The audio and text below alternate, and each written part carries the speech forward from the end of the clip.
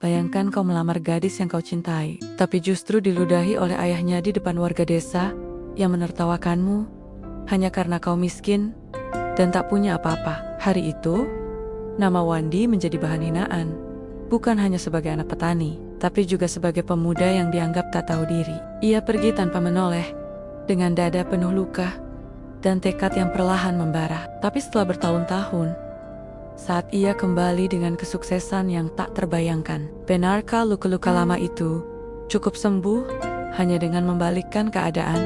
Sebelum kita lanjut ceritanya, jangan lupa untuk subscribe, like, dan tulis amin di kolom komentar agar kita semua selalu dalam lindungan Allah Subhanahu wa Ta'ala, diberikan kesehatan serta dijauhkan dari segala mara bahaya. Tonton video ini sampai habis karena ada pesan menyentuh yang sayang banget kalau dilewatkan, dan akhir cerita yang sangat tak terduga. Sekarang, yuk kita lanjut ceritanya. Langit Karangjati sore itu seakan ikut menahan napas. Matahari menggantung rendah di ufuk barat, mewarnai desa kecil itu dengan cahaya keemasan yang lembut. Angin berembus pelan di antara pepohonan jati, membawa bau tanah dan daun kering yang di antara semilir angin dan suara ayam berkokok di kejauhan. Hati seorang pemuda bernama Wandi berdegup lebih cepat dari biasanya.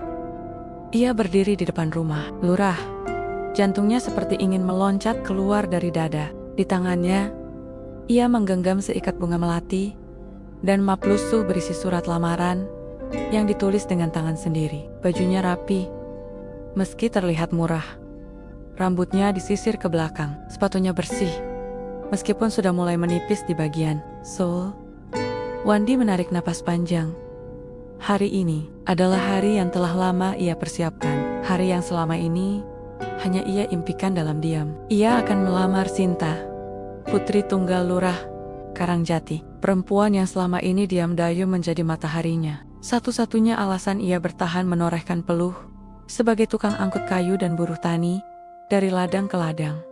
Sinta bukan hanya cantik, ia lembut, sopan, dan berbeda dari gadis desa kebanyakan. Meski Wandi tak pernah benar-benar dekat dengannya, ada sesuatu dalam tatapan Sinta yang membuat harapan tumbuh dalam dada pemuda miskin itu. Tidak ada salahnya mencoba, gumam Wandi lirih. Ia mengetuk pintu rumah lurah. Pelan, 2 kali lalu menunggu. Keringat dingin mulai membasahi punggung bajunya. Suasana sepi, lalu terdengar derap langkah dari dalam. Daun pintu terbuka. Yang pertama, keluar adalah Pak Lurah. Sosok bertubuh besar dengan jubah khas batik dan peci hitam. Di belakangnya, terlihat Bu Lurah dan beberapa ibu-ibu tetangga. Di beranda, sudah berkumpul pula beberapa perangkat desa yang sedang bercengkerama. Sinta duduk di sudut, memandangi Wandi dari jauh dengan raut sulit ditebak. "Hah, kamu?" tanya Pak Lurah. Alisnya mengerut. Saya Wandi." "Pak," jawabnya dengan suara bergetar. "Maksud kedatangan saya ingin melamar putri Bapak, Sinta." Beberapa ibu terbatuk kecil. Seseorang menahan tawa. Bahkan suara ayam tetangga yang tadi nyaring kini terasa sunyi. Pak Lurah memicingkan mata, lalu meledak. Tertawa keras, menggelegar, memukul dada Wandi seperti palu godam. "Kamu pikir kamu siapa?" seru Pak Lurah. "Melamar anak saya? Kamu itu cuma anak tukang cangkul. Bapakmu bahkan tak punya tanah. Kamu kerja apa sekarang?" "Angkut kayu dari kebun ke pasar." Suara tawa menyebar di sekitar beranda. Bu Lurah ikut tertawa sambil menutup mulutnya dengan selendang. Wandi diam. Ia ingin bicara, ingin menjelaskan niat tulusnya, tapi lidahnya keluh. Dadanya seperti diremas. "Ini surat lamaran saya," katanya lirih. Menyerahkan map lusuh, Pak Lurah mengambilnya, membuka sebentar, lalu melemparnya ke tanah seperti sampah. "Kamu pikir cinta itu cukup dengan niat? Cinta itu butuh masa depan, bukan hanya semangat miskin." Seseorang dari kerumunan menyahut. Wandi, pulang saja, cuci muka dulu. Lihat diri di cermin." Suara tawa meledak lagi. Tapi yang paling menyakitkan adalah Sinta. Ia tak berkata apa-apa, tak membela, Tak memalingkan pandangan pun, Ayai hanya menunduk, membiarkan Wandi terbakar di hadapan semua orang. Hatinya retak, retak yang tidak terlihat. Tapi dalam, Wandi menunduk. Ia memungut Mapnia dari tanah. Bunga melati yang tadi digenggam dengan harapan, kini sudah terinjak dan hancur. Ia melangkah mundur pelan-pelan. Tak ada satupun tangan yang menahannya. Tak ada satupun wajah yang menyiratkan belas kasihan. Langkahnya meninggalkan rumah. Lurah adalah langkah paling berat dalam hidupnya. Bukan karena kehilangan cinta, tapi karena kehilangan harga diri. Malam itu, Wandi duduk di gubuk kecil peninggalan almarhum ayahnya. Lilin kecil menyala di sudut ruangan, menerangi wajahnya yang sayu. Ia menatap lenggit-lenggit bambu dengan mata sembab. Air mata mengalir, tapi tak ada isak. Tangisnya senyap, menyesakkan dada. Di dekat jendela, tampak foto Usang, ayahnya yang sudah meninggal 5 tahun lalu. Foto itu seperti menatapnya, seakan ikut menyaksikan luka yang dalam. "Ayah," bisiknya, "kenapa orang miskin selalu dianggap hina? Apa aku tidak pantas mencintai?" Tidak ada jawaban, hanya desah angin malam yang menyusup lewat celah dinding. Tapi di sanubarinya mulai tumbuh sesuatu, bukan dendam, tapi semacam tekad. Bara kecil yang menyala pelan, namun stabil. "Suatu hari, aku akan kembali," ujarnya lirih. "Bukan untuk membalas, tapi untuk menunjukkan bahwa aku punya nama, dan nama itu punya harga." Keesokan paginya, Wandi meninggalkan desa. Tak banyak barang yang dibawanya, hanya 2 setel baju, 1 tas kecil, dan setumpuk luka yang tak terlihat. Tak ada yang mengantar, tak ada yang peduli. Bahkan, Pak RT pun pura-pura tidak melihat saat ia lewat depan rumahnya. Ia berjalan kaki menuju jalan raya, menunggu mobil truk untuk menumpang ke kota. Dengan harapan samar dan masa depan yang tak pasti. Langit masih sama, tapi hatinya tidak. Wandi tahu, ia tidak akan pernah jadi orang yang sama lagi. Langit pagi di desa Karangjati menyibak perlahan, mengusir embun dan menyapa dedaunan dengan cahaya yang hangat. Tapi bagi Wandi, tak ada yang terasa hangat pagi itu. Matahari bisa saja bersinar seterang-terangnya, tapi dalam hatinya, semuanya mendung. Ia berdiri di tepi jalan tanah, menunggu kendaraan yang lewat. Sebuah tas kecil ia sandang di bahu. Isinya 2 potong baju lusuh, 1 celana panjang, dan sebuah buku catatan tua peninggalan ayahnya. Itu saja. Tak ada lebih. Tak ada pelukan perpisahan. Tak ada doa yang mengiringi langkahnya. Orang-orang desa yang lewat hanya melirik tanpa bicara. Beberapa pura-pura tak melihat. Bahkan Pak Sukar, sahabat almarhum ayahnya sendiri, hanya menggeleng pelan dari kejauhan, lalu membalikkan badan. Wandi menarik napas panjang. "Selamat tinggal Karangjati." Sebuah truk tua pengangkut hasil kebun melintas. Wandi melambaikan tangan. Sopir, seorang pria paruh baya, membuka jendela dan melambatkan kendaraan. "Mau kemana, Le?" tanyanya. "Ke kota, Pak. Ikut sampai mana saja?" "Naik aja, duduk di belakang ya, sama karung-karung singkong." "Terima kasih, Pak." Wandi melompat ke belakang truk. Bau lumpur dan singkong busuk menyambutnya, tapi ia tersenyum tipis. Setidaknya hari ini, ia tidak harus berjalan kaki puluhan kilometer. Perjalanan menuju kota terasa lama. Jalanan penuh lubang, matahari makin tinggi, membakar pelipis. Tapi Wandi tak peduli. Ia duduk diam, merenung, memeluk lutut, dan menatap langit biru yang terbentang jauh di atasnya. Di sana, di balik awan-awan itu, apakah benar ada dunia yang tidak melihat orang dari isi dompetnya? Pertanyaan itu terus berputar dalam kepalanya. Ia tak punya peta, tak tahu akan tinggal di mana. Tapi ia tahu, satu hal ia tidak akan kembali sebelum namanya berarti. Sore menjelang, ketika truk berhenti di pinggir kota. Sopir menurunkannya di dekat pasar tradisional yang ramai. "Ini pasar Saptosari, Le. Kota mulai dari sini. Hati-hati ya, dunia luar keras kalau kamu nggak siap." Wandi membungkuk hormat. "Terima kasih, Pak. Saya akan ingat." Langkahnya terasa ringan, Meski perutnya mulai perih menahan lapar, matanya menatap sekeliling. Kios-kios kecil, gerobak gorengan, suara klakson, dan tawa anak-anak jalanan yang bermain sepak bola dari gulungan plastik. Ia berjalan perlahan, menelusuri lorong-lorong pasar, mencari tempat untuk duduk dan sekadar mengatur napas. Di antara lalu lalang orang, ia hanyalah debu, tak dikenal, tak dianggap. Saat malam tiba, Wandi duduk di bawah tangga toko yang sudah tutup. Ia membuka tasnya, menarik sepotong roti kering yang sempat dibelikan dari uang receh di sakunya. Ia makan pelan-pelan, meneguk air dari keran di belakang toko. Perutnya tidak kenyang, tapi hatinya penuh dengan kesadaran. Baru hidup baru telah dimulai. Hari-hari pertama di kota adalah ujian kesabaran. Ia tidur di emperan toko, kadang di pos ronda kosong. Setiap pagi, ia keliling mencari kerja. Siapa yang mau menerima pemuda tanpa ijazah SMA dan tanpa tempat tinggal? Bahkan menjadi kuli angkut pun sulit. Ia ditolak di pasar buah, dikacaukan calo di pelabuhan, dan dimarahi satpam saat mencoba masuk ke pabrik roti. Maaf mas, kami butuh orang yang sudah punya KTP domisili kota. Kalimat itu terdengar hampir setiap hari.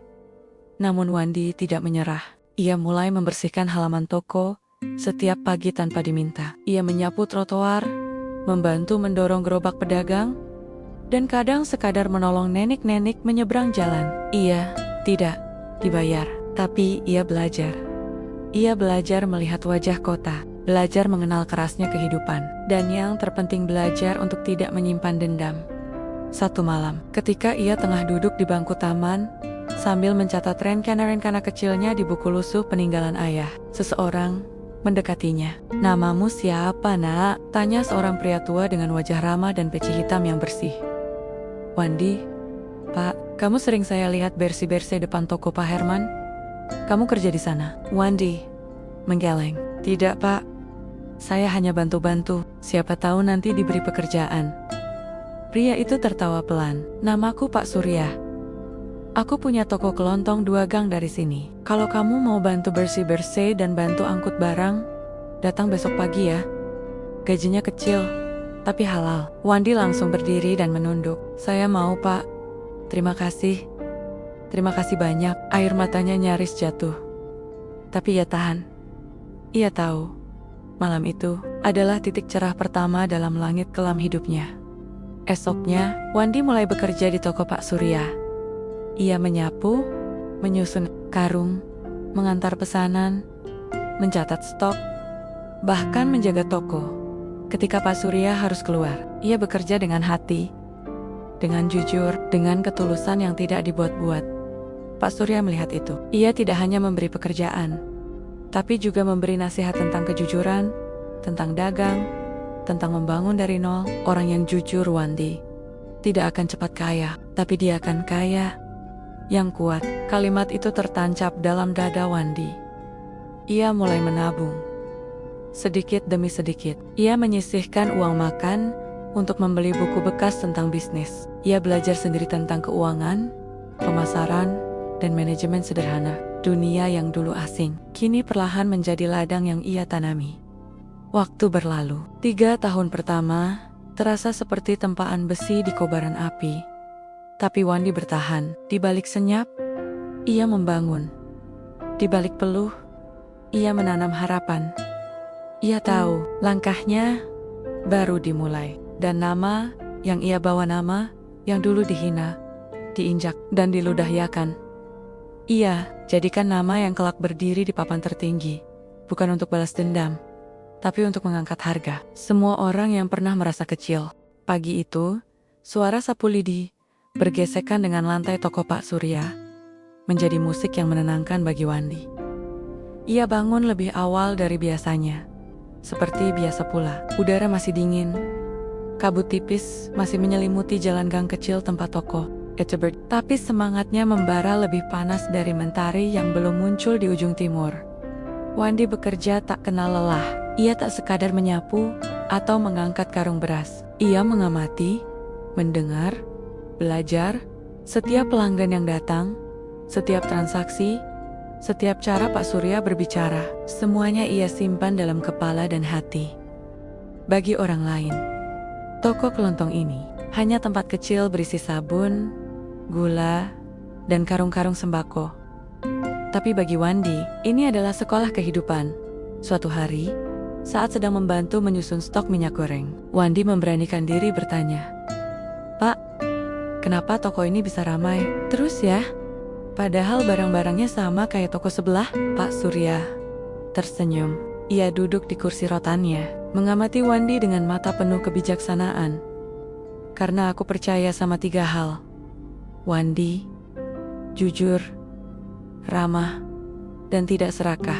Toko bukan cuma soal barang, tapi soal kepercayaan." Wandi mengangguk pelan. Kara-kara itu masuk ke hatinya, menancap seperti paku ke dinding kayu. Hari-hari berikutnya, Wandi mulai lebih aktif. Ia bukan sekadar pekerja. Ia mulai menawarkan ide-ide kecil. Ia mengatur ulang letak barang agar lebih rapi. Ia mencatat pengeluaran harian dan stok barang secara tertib. Ia juga mulai menghafal nama-nama pelanggan tetap dan kebiasaan mereka. Pak Surya memperhatikan itu semua. Suatu malam, setelah toko tutup, ia memanggil Wandi ke ruang belakang. "Duduk sini, Nak." Wandi menurut. Pak Surya mengambil secari kertas dan menyerahkannya. "Itu rincian keuangan toko bulan ini. Kamu coba hitung dan tulis ringkasannya ya. Aku mau lihat sampai di mana pemahamanmu." Wandi menerimanya. Jantungnya berdebar. Tapi ia berusaha tenang. Ia mulai membaca angka-angka yang tertulis. Berbekal pelajaran dari buku-buku bekas dan pengamatan sehari-hari, ia menyusun laporan sederhana. Butuh waktu 1 jam, dan saat ia menyerahkannya kembali, Pak Surya membaca dalam diam. Lalu, ia tertawa kecil. "Bagus, sangat bagus." Wandi hanya bisa tersenyum, tapi hatinya bergetar bahagia. Beberapa bulan kemudian, sebuah kejadian mengubah arah hidup Wandi. Toko kelontong kecil itu mendapat pesanan besar dari panitia acara desa. Ratusan bungkus sembako untuk dibagikan ke warga tidak mampu. Di sekitar menolak karena stok tak mencukupi. Tapi Wandi, yang kebetulan mendengar permintaan panitia saat sedang menjaga toko, langsung menawarkan bantuan. "Beri kami waktu 2 hari, Pak. Kami akan siapkan semuanya." Pak Surya yang baru datang dari luar sedikit kaget saat mendengarnya. Tapi Wandi meyakinkannya. "Ini kesempatan, Pak. Kalau kita tangani baik-baik, toko kita akan dipercaya lebih banyak orang." Pak Surya tertawa geli. "Kamu sudah kaya pengusaha aja ngomongnya." Tapi ia mengangguk.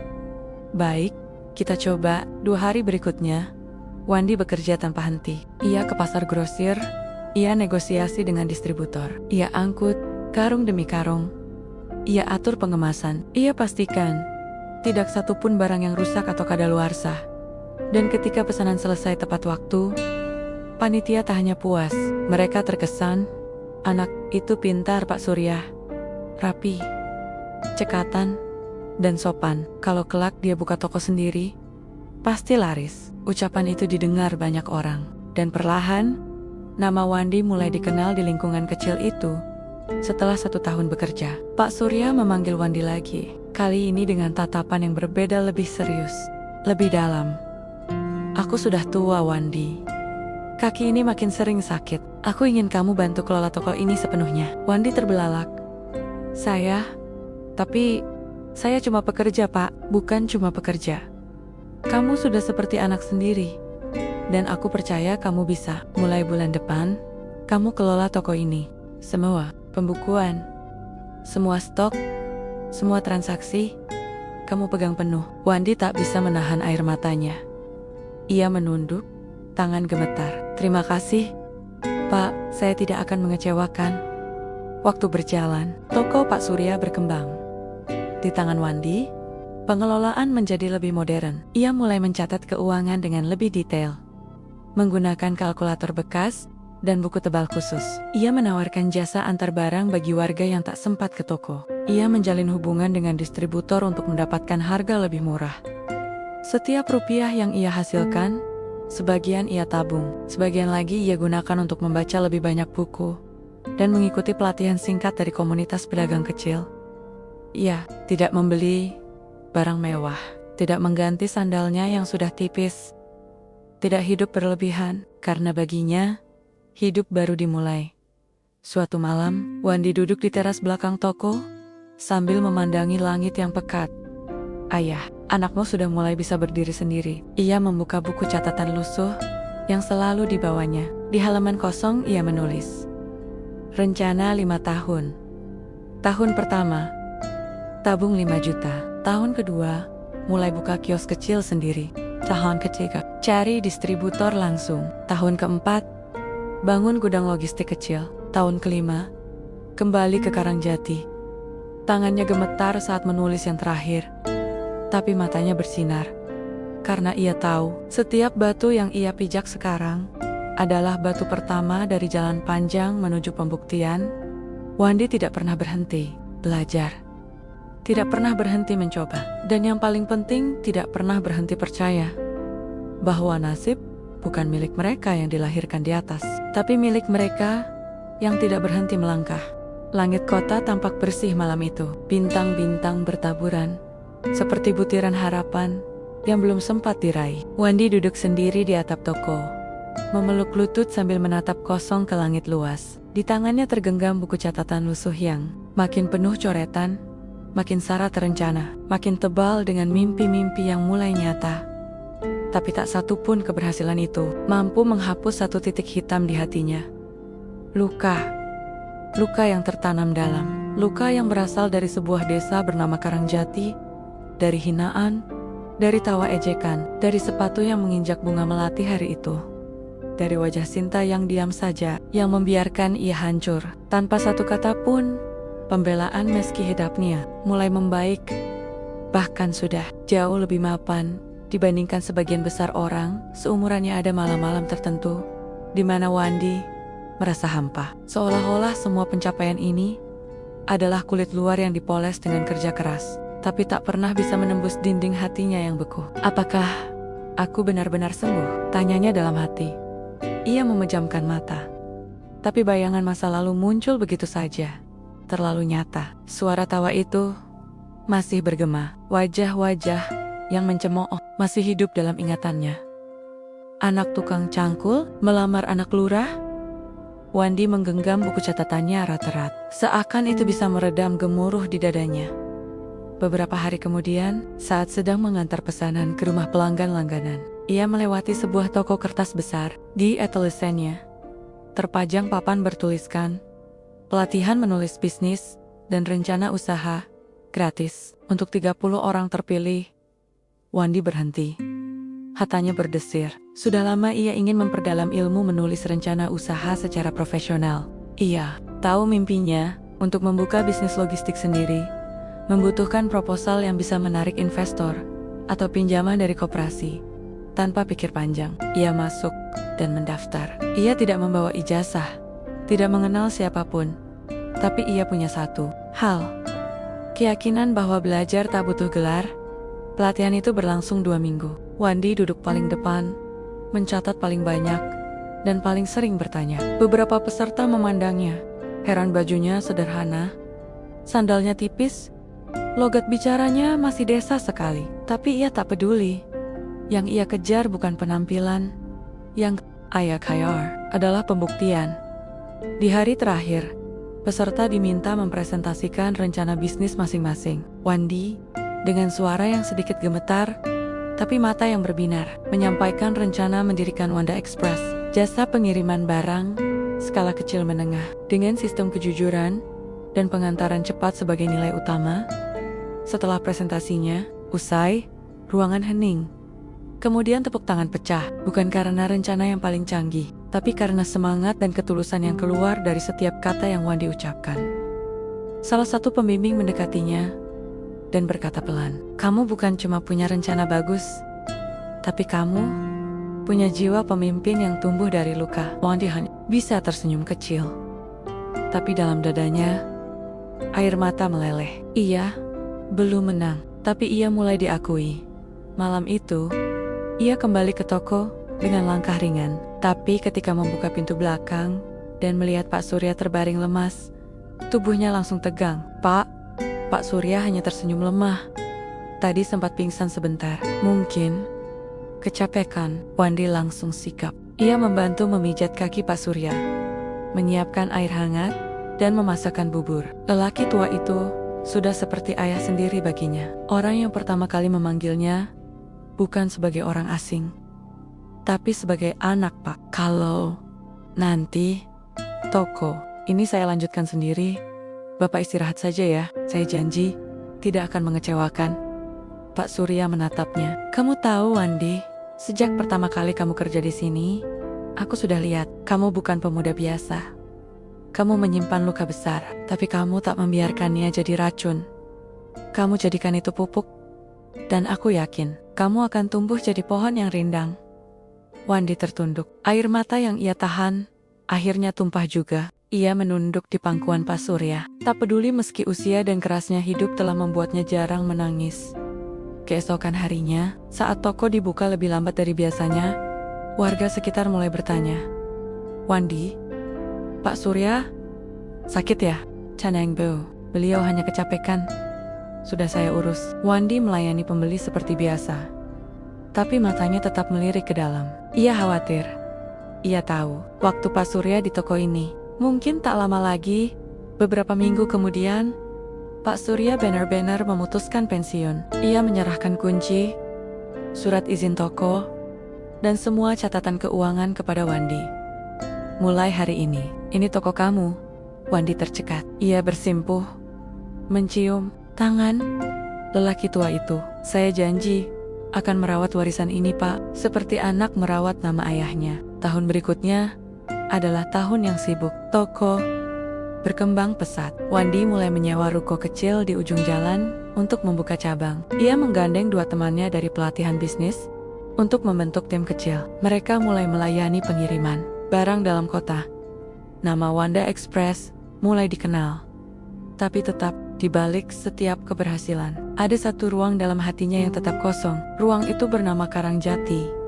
Ruang itu bernama Sinta. Dan setiap kali namanya disebut, luka itu berdenyut lagi. Satu malam, saat membersihkan rak-rak gudang baru, Wandi menemukan sebuah kotak kecil yang sudah berdebu. Ia membukanya. Di dalamnya, ada setangkai bunga melati kering yang ia simpan 10 tahun lalu. Bunga dari hari lamaran itu. Ia tertawa kecil. Pedih. Kenapa aku masih menyimpannya? Tapi ia tahu jawabannya. Karena luka yang tidak dipelajari hanya akan menjadi beban, tapi luka yang dirawat dan dihadapi bisa menjadi sayap. Sayap untuk terbang lebih tinggi. Dan malam itu, di bawah langit yang sama, dengan luka yang belum sembuh sepenuhnya, Wandi menuliskan satu kalimat baru di buku catatannya. Tahun kelima, aku akan kembali ke Karangjati, tapi bukan sebagai anak tukang cangkul. Aku akan kembali sebagai Wandi pemuda yang dihina, tapi memilih untuk membuktikan, bukan membalas. Hujan deras mengguyur kota sejak subuh. Petir sesekali menyambar langit, menggetarkan jendela toko, dan membuat genangan di depan ruko Wanda Express yang belum genap berusia setahun. Di dalam, Wandi duduk di balik meja kecilnya, menatap layar komputer dengan kening berkerut. Angka-angka di spreadsheet itu tak lagi bersahabat. Biaya operasional melonjak. 2 pengiriman besar minggu lalu gagal tiba tepat waktu karena banjir di jalur utara. Pelanggan marah. Rating online anjlok. Satu persatu mitra kecil mulai menarik diri. Dan di atas semua itu, ada surat peringatan dari pemilik gedung. Harga sewa akan naik hampir 2 kali lipat bulan depan, Mas Wandi. Suara Nisa, staf bagian input data, memecah keheningan. Pelanggan atas nama Bu Lilis protes lagi. Katanya, paket sembakonya rusak karena bocor. Wandi menghela napas dalam. Oke, saya yang telepon langsung. Ia mengambil ponsel dan menghubungi Bu Lilis. Suaranya tenang, meski dalam hati, kepalanya mendidih. Di balik ketenangan itu, ada badai yang mulai merobek-robek pondasi impiannya. Setelah menutup telepon, ia bersandar di kursi, matanya menatap langit-langit. Dulu ia bermimpi memiliki bisnis. Sekarang, bisnis itu mulai tumbuh, tapi ternyata menjaga pertumbuhan jauh lebih sulit daripada memulainya. Malam itu, ia pulang ke kontrakannya yang sederhana. Melepas jaket basah, lalu duduk sendirian di lantai, memandangi buku catatan tuanya. Di sana, ada semua rencana, semua target, semua harapan yang ditulis dengan hati penuh semangat, tapi sekarang, satu persatu mulai terancam. Apa aku terlalu cepat? Gumamnya. Pertanyaan itu menusuk. Selama ini, ia selalu percaya bahwa dengan kerja keras, semuanya bisa tercapai. Tapi ia lupa, dunia bisnis bukan hanya soal kerja keras. Ada jaringan, ada strategi, ada faktor-faktor tak terduga yang siap menjatuhkan kapan saja. Dan saat semuanya terasa berat, satu wajah muncul kembali di benaknya. Pak Surya, lelaki tua yang kini sudah tinggal di rumah anaknya, jauh dari kota. Ia tak ingin mengganggu, tapi malam ini ia butuh bimbingan. Keesokan paginya, Wandi berangkat ke rumah Pak Surya. Jaraknya hampir 2 jam dari kota, melewati jalanan yang rusak dan sawah yang baru ditanam. Saat tiba, ia melihat Pak Surya duduk di kursi rotan depan rumah, menyiram tanaman kecil sambil bersenandung pelan. Pak Surya menoleh, senyum hangatnya masih sama seperti dulu. Wandi, anak hebatku. Wandi bersimpuh, tak sanggup bicara. Pak Surya memandang lekat-lekat. Bisnismu goyah? Wandi mengangguk pelan. Sudah waktunya. Pak Surya tersenyum lagi. Setiap usaha yang tumbuh harus diuji. Seperti kapal, tidak bisa disebut kuat kalau belum diterjang badai. Wandi menghela napas. Saya takut gagal, Pak. Saya takut semua ini cuma mimpi yang terlalu tinggi buat orang seperti saya. Pak Surya menepuk pundaknya. Yang harus kamu takuti adalah kalau kamu berhenti mencoba. Nasihat itu menguatkan Wandi. Ia pulang dengan semangat yang baru. Tapi semangat saja tak cukup. Ia butuh strategi. Maka ia mulai membuat daftar masalah. Biaya operasional naik, pengiriman tidak stabil, sewa gedung mahal, reputasi online buruk. Dari daftar itu, ia mulai mencari solusi. Kurangi jam kerja overtime staff, ubah rute pengiriman, fokus ke daerah yang aman, cari ruko yang lebih kecil, tapi strategis buat program. Kompensasi untuk pelanggan yang kecewa ya. Tidak tidur malam itu. Ia menyusun ulang semua data, merapikan laporan, dan menulis ulang proposal bisnis untuk mencari tambahan modal. Pagi harinya, ia bertemu dengan seorang pemilik gudang kecil yang selama ini menjadi langganan pengiriman. Setelah pembicaraan panjang, mereka sepakat untuk kolaborasi. Wanda Express akan menggunakan gudang itu sebagai titik distribusi sementara, gratis, asalkan semua pengiriman dari gudang itu ditangani oleh tim Wandi. Sebuah angin segar. Tak lama, Wandi mulai menata ulang semuanya. Ia menyewa truk dari koperasi, menambah 2 kurir lepas untuk rute dadakan, dan yang paling penting, ia menulis surat permohonan maaf kepada semua pelanggan yang pernah kecewa, menyertakan voucher pengiriman gratis di dalamnya. Reputasinya perlahan pulih.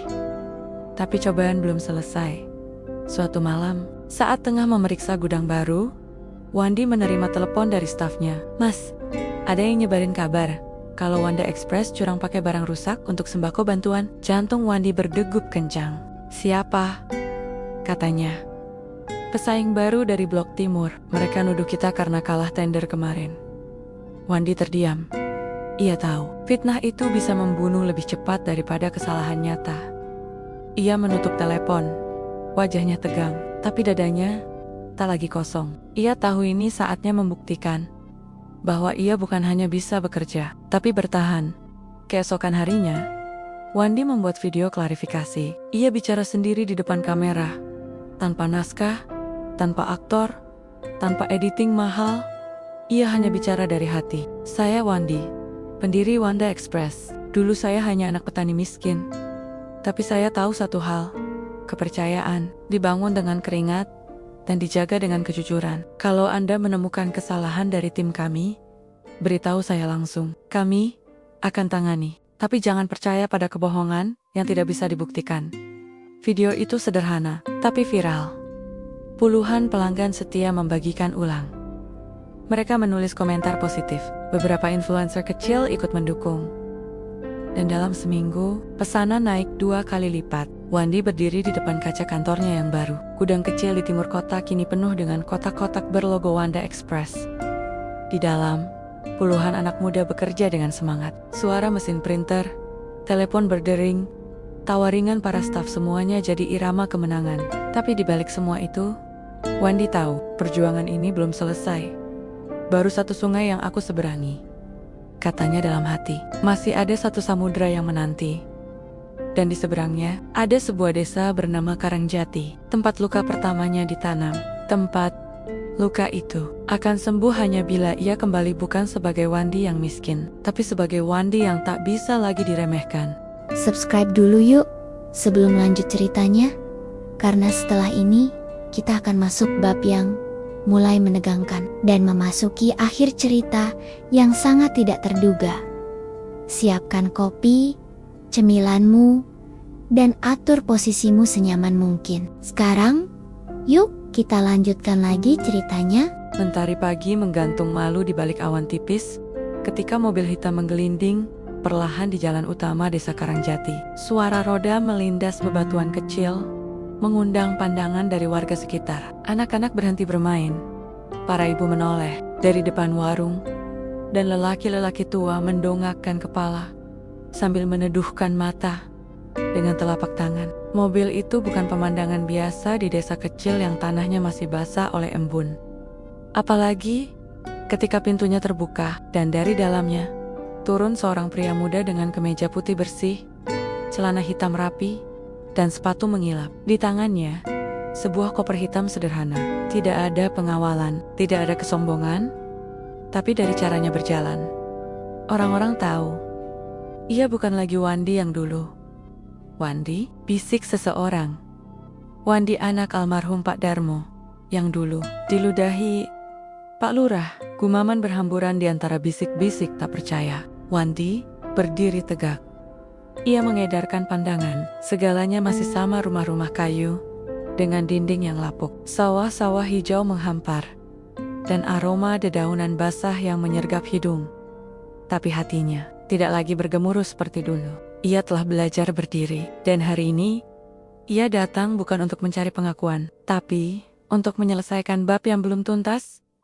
Wandi melangkah menyusuri jalan tanah menuju rumah lamanya gubuk kecil, peninggalan ayah yang kini telah kosong, nyaris rontah. Dindingnya dipenuhi lumut dan atapnya bocor. Ia menyentuh dinding bambu itu pelan, seperti menyentuh masa kecilnya yang penuh derita. Ini tempat pertama aku diajari arti harga diri. Ia menghela napas. Sesaat kemudian, suara langkah kaki pelan terdengar dari arah belakang.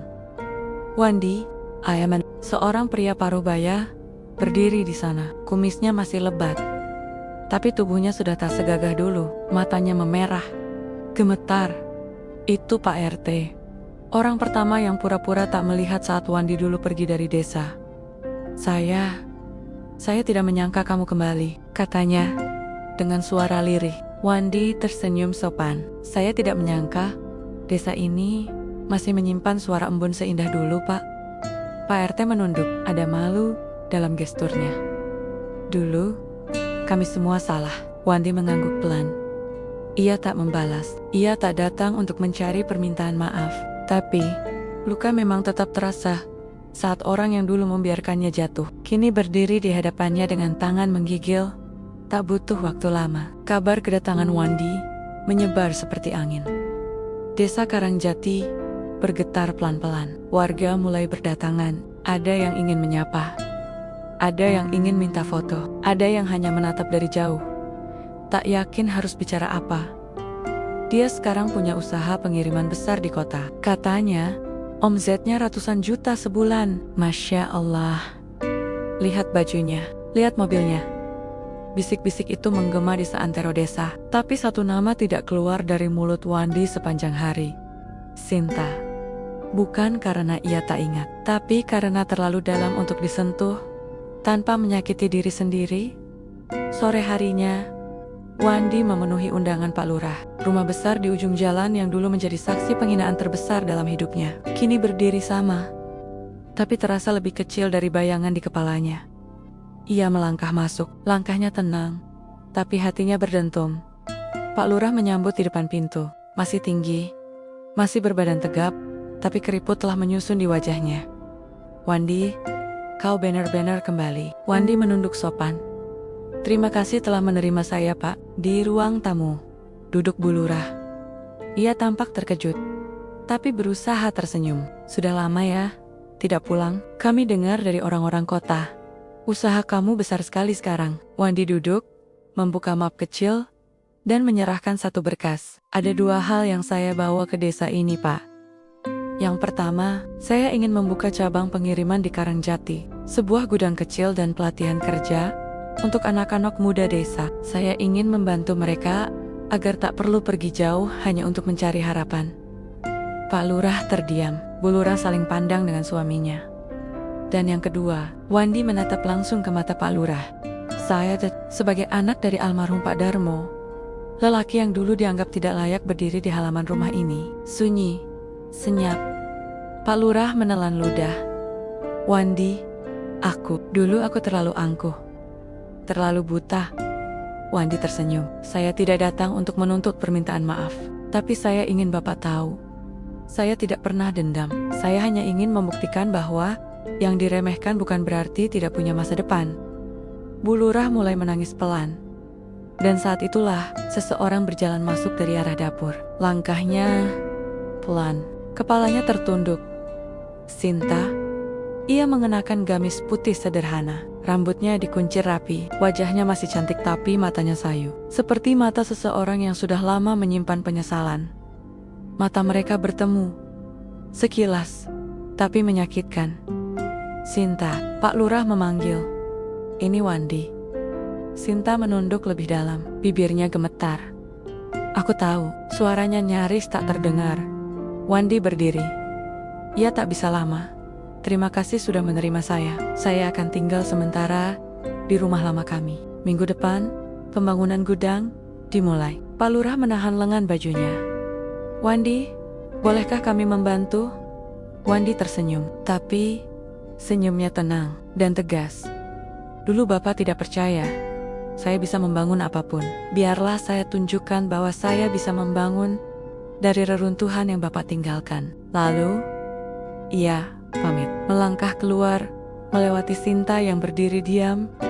Air matanya jatuh satu persatu. Malam itu, di bawah langit desa yang dulu menyaksikan kehancurannya, Wandi berdiri tegak di depan gubuk tua ayahnya.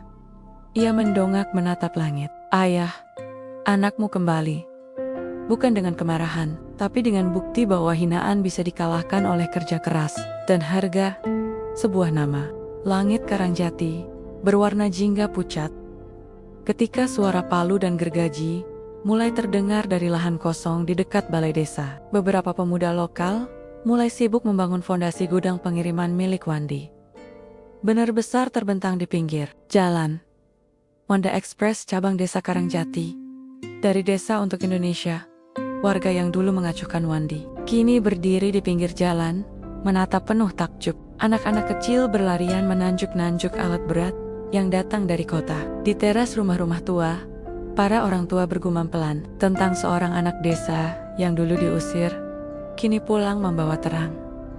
Namun, di balik semua itu, ada satu hati yang masih berkecamuk, hati yang belum pernah diberi ruang untuk bicara. Sinta.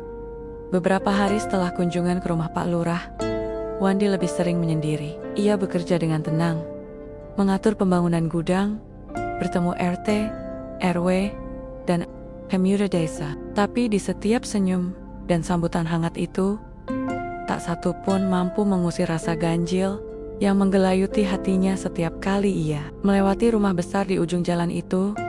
Satu nama tetap bergema di pikirannya, Sinta. Hingga suatu sore, saat hujan turun tipis dan daun-daun berjatuhan, seperti rindu yang patah, Wandi tengah duduk di halaman gubuk peninggalan ayahnya, membersihkan berkas-berkas lama. Tak ada yang ia harapkan, kecuali ketenangan. Namun ketukan pelan di pagar bambu membuatnya menoleh.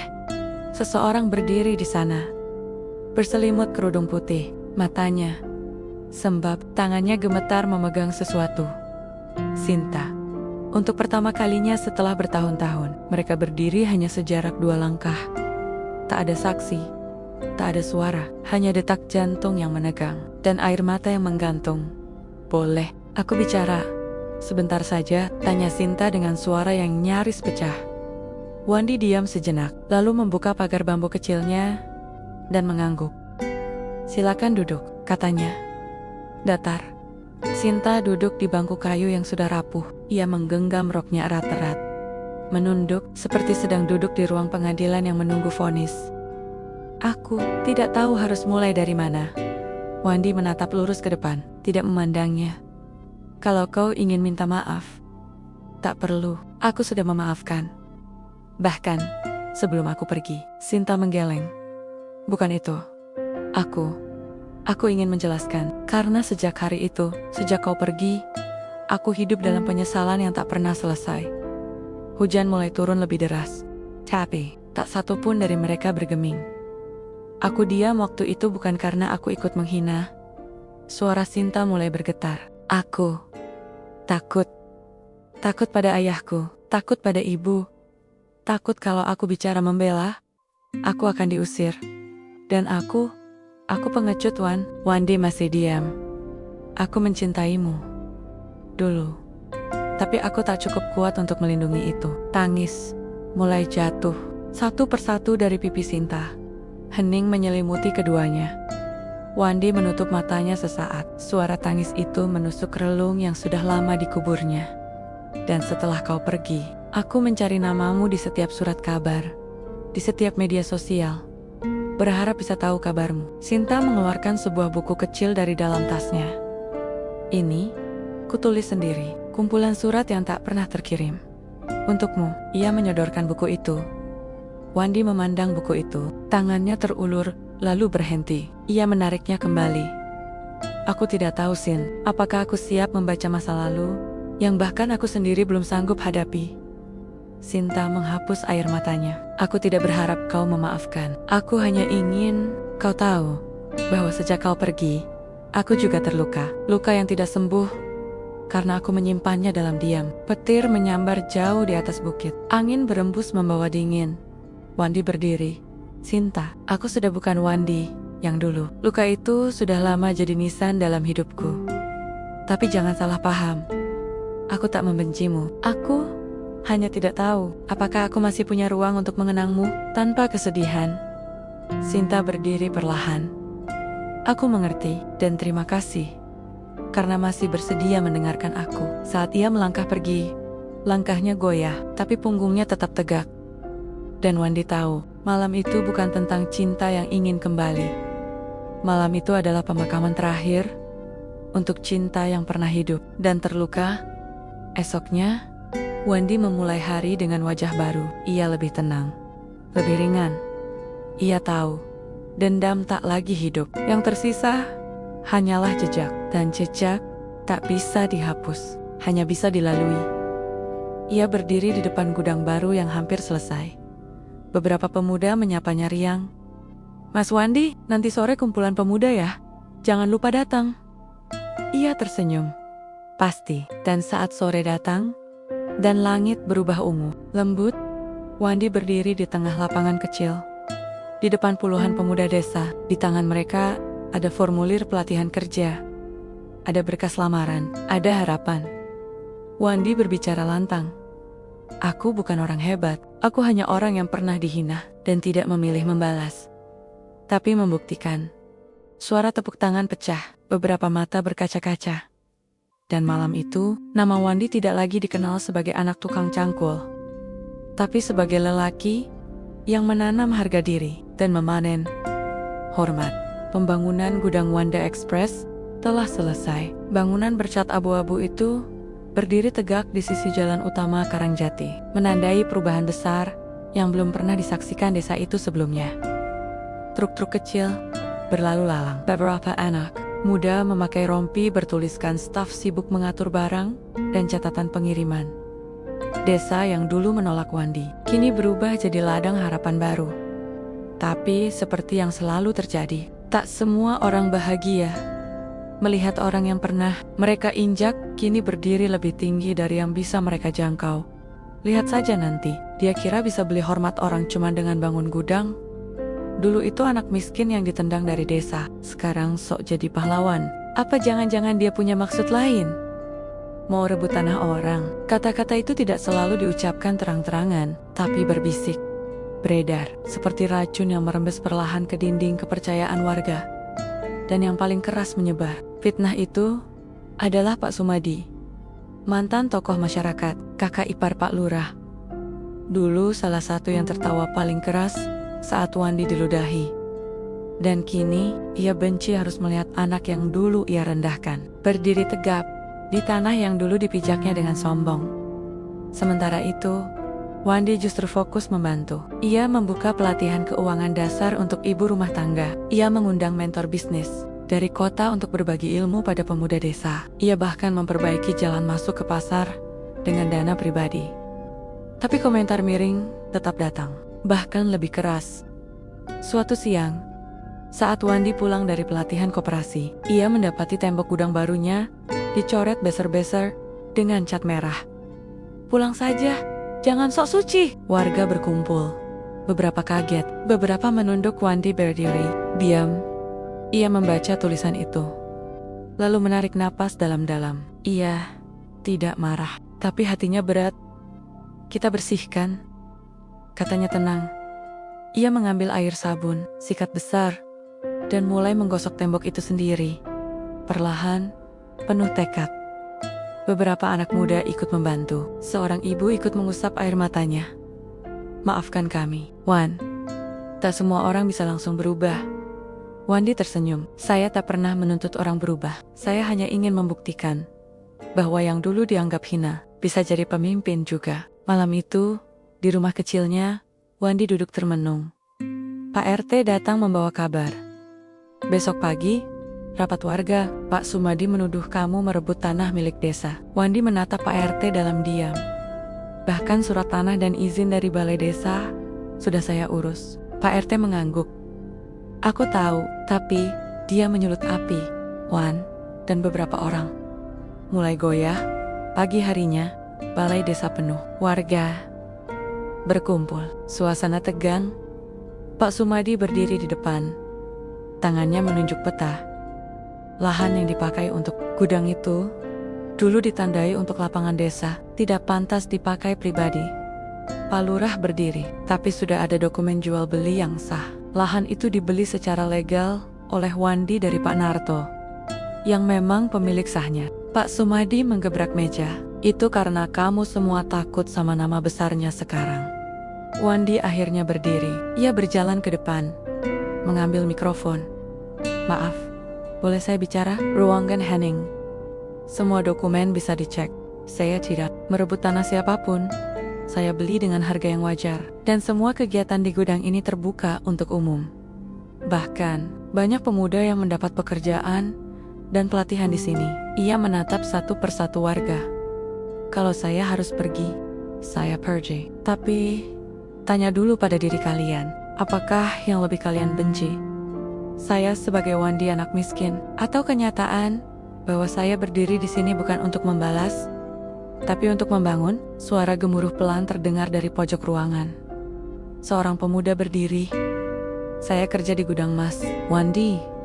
Gaji saya bantu bayar sekolah adik saya. Kalau dia pergi, saya harus kerja apa?" Seorang ibu ikut berdiri. "Saya belajar nulis laporan keuangan dari pelatihan Mas Wandi.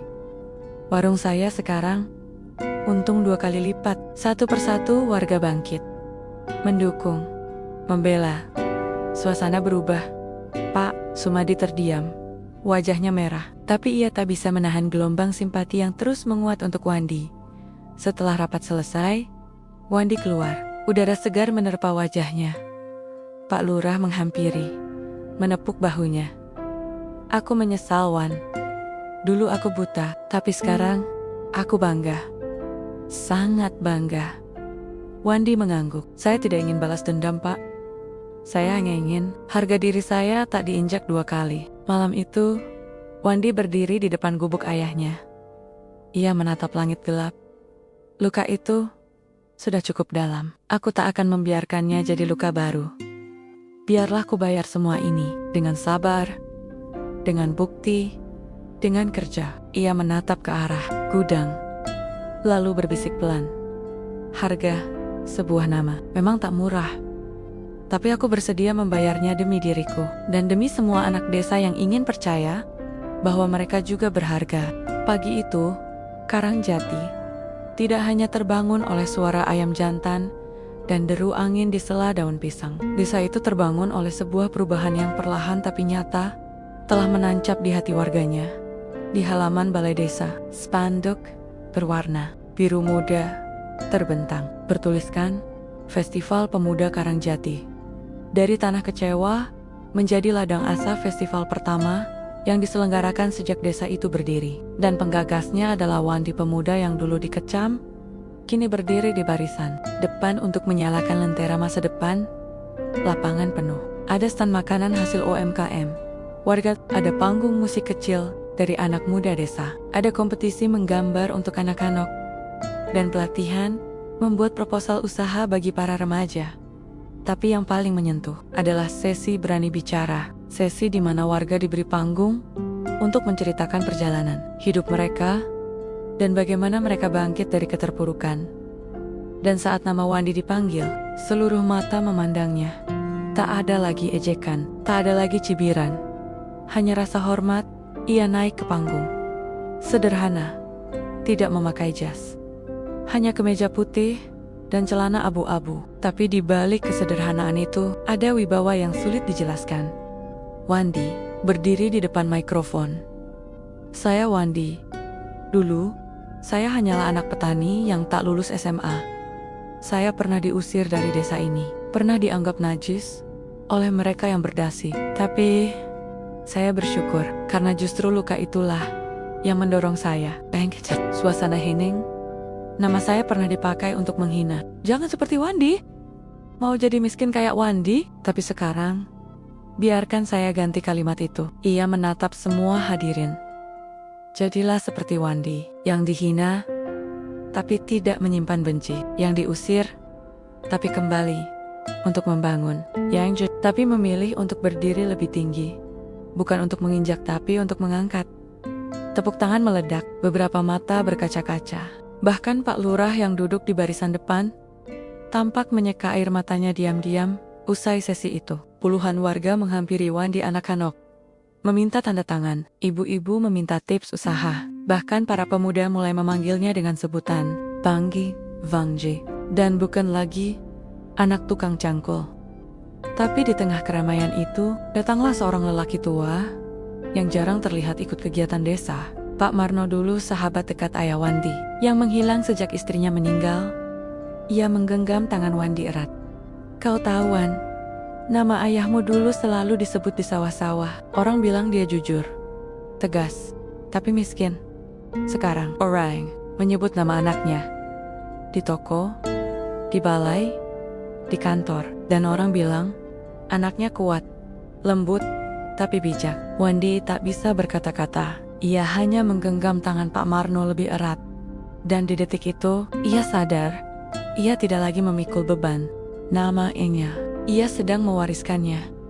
Beberapa minggu setelah festival, sebuah ide besar muncul dari para pemuda desa.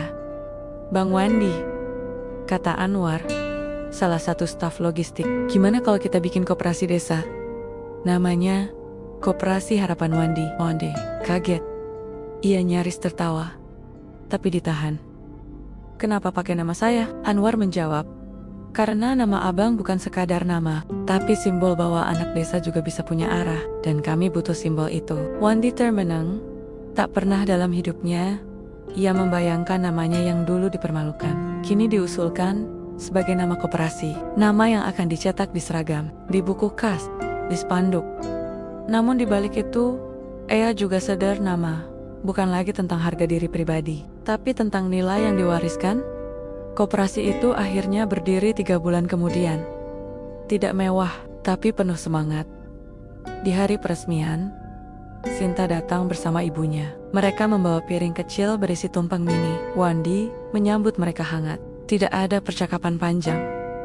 Tidak ada luka yang dibuka lagi, hanya senyum. Dan itu sudah cukup. Karena tidak semua luka harus disembuhkan.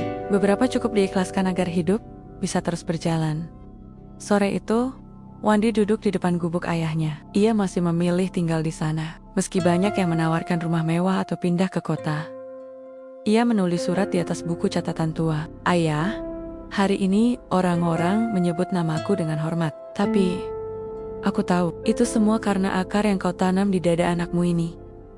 Akar itu, sekarang tumbuh jadi pohon. Dan pohon ini, ayah, aku persembahkan kembali untuk desa yang dulu membuangku. Biar anak-anak desa tahu bahwa nama mereka juga berharga. Ia menutup buku itu pelan, lalu menatap langit sore. Karena sejatinya, harga sebuah nama tidak ditentukan oleh orang lain, tapi oleh apa yang kita lakukan saat nama itu dihina. Matahari pagi di Karangjati hari itu terasa berbeda. Tidak terlalu terik, tapi hangat dan lembut. Langit bersih tanpa awan, seperti sedang merestui sesuatu yang suci. Di halaman luas depan gudang Wanda Express, warga berkumpul dalam pakaian terbaik. Mereka, anak-anak berlari, para ibu menyiapkan hidangan, dan bapak-bapak sibuk menata kursi. Sebuah panggung sederhana berdiri di belakangnya. Terpampang kain putih bertuliskan, "Peresmian sekolah gratis, Wandi Dharma, untuk masa depan Karangjati ya." Wandi membangun sekolah, bukan sekolah mewah, tapi sekolah yang cukup untuk anak-anak desa bisa belajar tanpa harus menjual beras ibunya. Sekolah yang tak menolak hanya karena orang tua mereka buruh tani. Sekolah yang tidak bertanya, "Kamu anak siapa?" sebelum memberi izin masuk. Di bawah tenda, kursi paling depan diduduki oleh Pak Lurah. Di sampingnya duduk para tokoh desa. Dan di sebelah mereka, Pak RT, Bu Lurah, dan bahkan Pak Sumadi. Mereka datang bukan karena diundang secara khusus.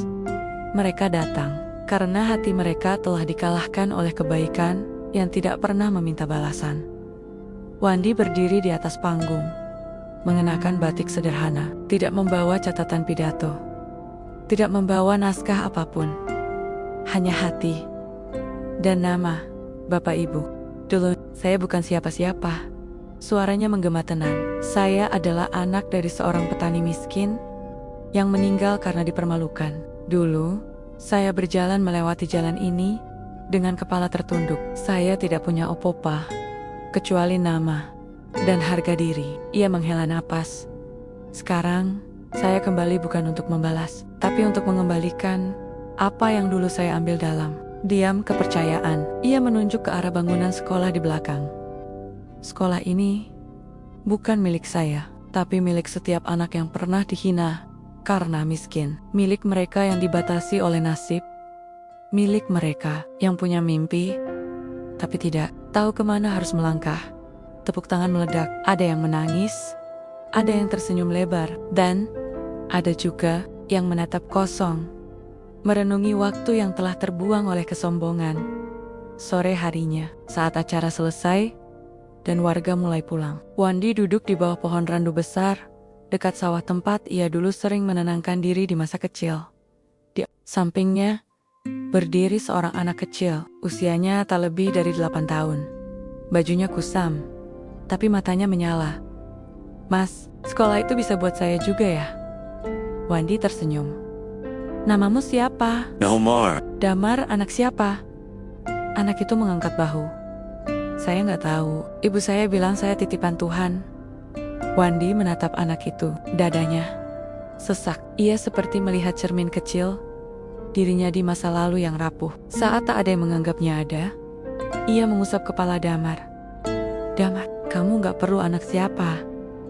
Yang penting, kamu tahu kamu bisa jadi siapa. Mulai sekarang, kamu bukan titipan Tuhan saja. Kamu juga titipan harapan." Damar tertawa, lalu duduk di samping Wandi, menatap langit bersama-sama. Beberapa minggu setelah peresmian sekolah, Wandi mengumpulkan semua staf dan tokoh masyarakat di gudang Wanda Express. Ia berdiri di tengah, membawa map kecil. "Saya ingin mengumumkan sesuatu," katanya tenang. "Saya akan kembali ke kota. Ada proyek besar yang harus saya pimpin di sana. Tapi Karangjati akan tetap jadi rumah bagi hati saya." Semua orang diam, sedih, tapi tidak terkejut. Wandi memang bukan milik satu tempat. Ia milik semua mimpi yang belum selesai. Tapi sebelum saya pergi, saya ingin menyerahkan semua kepemimpinan koperasi, sekolah, dan gudang ini kepada tim lokal. Karena saya percaya desa ini sudah cukup kuat berdiri sendiri. Ia tersenyum. Karena nama saya bukan hanya nama saya sekarang, tapi milik semua yang percaya bahwa kehormatan bisa tumbuh dari luka. Hari keberangkatan Wandi tiba. Mobil hitam itu kembali melaju di jalan desa yang dulu ia tinggalkan. Dengan luka. Tapi kini, ia tinggalkan dengan doa. Warga berbaris di pinggir jalan. Tidak membawa poster, tidak meneriakkan namanya, tapi berdiri diam dengan tangan di dada sebagai bentuk hormat. Di ujung jalan, Damar berdiri sendiri, membawa sebuah papan kayu kecil bertuliskan tangan. Terima kasih, Mas Wandi. Aku juga ingin nama yang berharga. Mobil itu melaju perlahan, tapi di hati setiap orang di desa Karangjati, nama Wandi tidak pernah pergi. Tahun demi tahun berlalu. Sekolah Wandi Dharma berkembang. Beberapa alumninya kuliah, beberapa jadi guru, beberapa jadi petani, tapi petani yang bangga dengan tanah mereka. Gudang Wanda Express jadi pusat logistik lintas kabupaten. Dan di tengah taman kecil di depan sekolah itu, berdiri sebuah prasasti batu sederhana. Di atasnya, ukiran tulisan, nama bukan warisan darah, tapi warisan nilai, Wandi, Putra Karangjati. Terima kasih buat kalian yang setia mendengarkan cerita ini sampai akhir. Komen amin, agar kita semua dilancarkan rezekinya oleh Allah. Jangan lupa juga untuk share ke grup keluarga, grup alumni, agar mereka juga terinspirasi dari cerita ini. Sampai jumpa di lain waktu, selamat beraktivitas kembali.